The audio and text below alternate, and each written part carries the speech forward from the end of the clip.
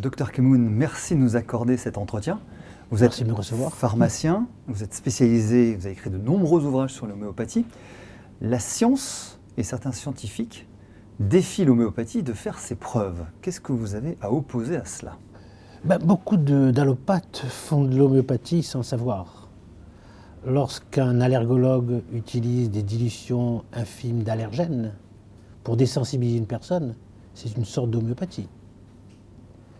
Quand on a traité d'une façon un peu dure, un peu drastique, des pathologies comme la syphilis, qui ont disparu grâce à l'antibiothérapie, fort heureusement. Donc il ne faut pas rejeter évidemment toutes les techniques allopathiques, loin de là. Il faut essayer d'essayer de donner un médicament justement correspondant au confort du malade sans pour autant l'intoxiquer. Et cela dit, nous avons effectivement des personnes qui utilisent de l'eau d'uriage par exemple, qui contient de l'arsenic à dilution infime, rassurez-vous, et du soufre. Or, on traitait à uriage des syphilitiques en disant uriage, l'eau d'uriage est bonne pour traiter la syphilis. Mais en fait, pas du tout. On ne traitait pas la syphilis. Comme on traitait la syphilis avec des dérivés mercuriels, on intoxiquait le sujet avec des dérivés mercuriels. On traitait la syphilis. Avant l'antibiothérapie, on ne connaissait pas l'antibiotique, donc il fallait donner des métaux antiseptiques. Et on traitait ainsi des grosses pathologies avec du mercure. D'ailleurs, rappelez-vous, quand on était jeune, on se badigeonnait de mercurochrome. Bien sûr. Et puis maintenant, on a banni le mercure. Figurez-vous que lorsqu'on donnait trop longtemps des dérivés mercuriels, on intoxiquait la personne et on provoquait une pathologie qui s'appelle l'hydrargyrisme. Du mot hydrargyre HG, qu'on retrouve évidemment dans Tamoul Mendeleïev, c'est le nom ancien du mercure. Et sa pathologie, c'était de l'hydrargyrisme. L'hydrargyrisme provoquait des symptômes semblables à ceux de la syphilis. Donc les personnes finalement qui étaient traitées avec du dérivé mercuriel, à un certain moment étaient intoxiquées par le mercure. Mais comme les signes d'intoxication étaient semblables à ceux de la syphilis, on augmentait les doses de mercure en disant il n'est pas traité, il est maltraité, il n'a pas été guéri de sa syphilis. On augmentait les doses de mercure. Malheureusement, on l'intoxiquait davantage. On a aggravé. Et finalement, on avait une véritable intoxication qui était semblable à ceux de l'intoxination du tréponème, donc de la syphilis. Et puis, arrivé à Uriage, on traitait les gens, on les traitait, paraît-il. On les traitait non pas des intoxications, on les traitait de la syphilis. Mais comme l'eau d'Uriage contenait des dérivés soufrés, il chélatait le mercure, donc on désintoxiquait le sujet qui avait été intoxiqué auparavant par le mercure. Mais comme l'intoxication était semblable à celle du mercure, donc on se disait il va mieux de la syphilis, mais pas du tout. Il allait mieux simplement de l'intoxication mercurielle.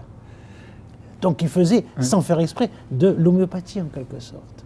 On utilisait des drainages, drainer le foie, drainer les reins. Certains scientifiques n'arrêtent pas de dire que l'homéopathie a pratiquement les mêmes résultats que le placebo. Ils ont raison. Ils ont raison? Ils ont raison, mais bien sûr qu'ils ont raison. C'est le résultat qui compte, c'est ça? Mais regardez un petit peu. Vous savez que dernièrement, j'ai donné des types de traitements à un vigneron. Et sa vigne était pleine de mildiou. Mais seulement la vigne, elle réfléchit. Elle réfléchit quand on lui donne un traitement contre le mildiou. C'est une action placebo, parce qu'elle est intelligente, elle a un cerveau, la vigne, n'est-ce pas? Bien sûr que non. Bien sûr que non. Donc c'est pas un placebo, voyons. Quand on donne des traitements à des rats ou des écrevisses, parce que j'ai fait des travaux scientifiques. Des écrevisses? Ouais. À un certain moment, certains écrevisses, je ne vais pas le dire, certains écrevisses avaient une pathologie. Ils ne pouvaient plus copuler. Ils avaient une pathologie musculaire. Une musculation qui dégénérait, due à un virus.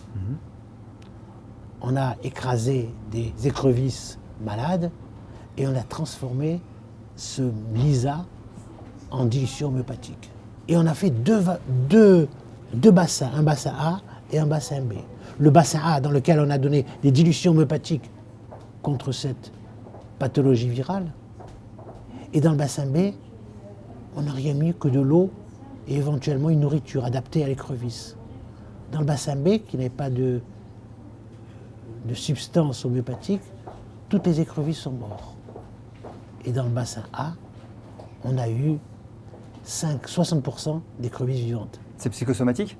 Certainement, certainement, vous avez raison. J'ai un ami qui s'appelle le docteur Dupire, je peux peut-être le nommer. Bien sûr. Il a fait lui aussi de l'humanitaire. Il est allé en République Centrafrique. Et il a traité des enfants rougeoleux. D'ailleurs, j'ai eu le bonheur d'avoir été un des jurys, il faisait partie de cette thèse, qui a été terminée par une scientifique. Et ce médecin a donné systématiquement des dilutions homéopathiques à tous les enfants qui avaient la rougeole. Mais comme on le sait, en Afrique, la rougeole tue. Et bien sur 4000 enfants traités par des dilutions homéopathiques, aucun n'est décédé. Alors que l'hôpital à côté a eu, je crois, 15% de décès. Et ça, la science l'accorde ou pas? Eh bien, figurez-vous que malgré tout, quelle est la personne, quel est le scientifique qui utilise 4000 personnes en même temps? C'est vrai. C'est un test grandeur nature quand même. Absolument. Et vous savez que lorsque j'ai fait les travaux justement au Bangladesh, il y avait des milliers de personnes qui étaient intoxiquées par l'arsenic. Et finalement, le film a eu un prix en Amérique, un prix en France, c'est passé à la télévision, c'est passé sur la 1, sur la 5. Et finalement, on s'est rendu compte, c'est grâce à ce film, que Veolia a pensé qu'il fallait faire quelque chose, non pas utiliser de l'eau des nappes phréatiques, qui étaient riches en arsenic, mais de l'eau des précipitations. Comme vous le savez, au Bangladesh, les précipitations sont énormes. Et là, évidemment, sans arsenic, évidemment, et là, Veolia a monté, non pas des puits, mais a monté des châteaux d'eau. On peut dire que l'homéopathie traite aussi bien les troubles psychiques que physiques ou Bien pas? sûr, Oui. bien sûr, absolument, tout à fait. Tout à fait. Merci de nous avoir accordé cette interview. Merci à vous. À bientôt, Dr Kamoun. À bientôt.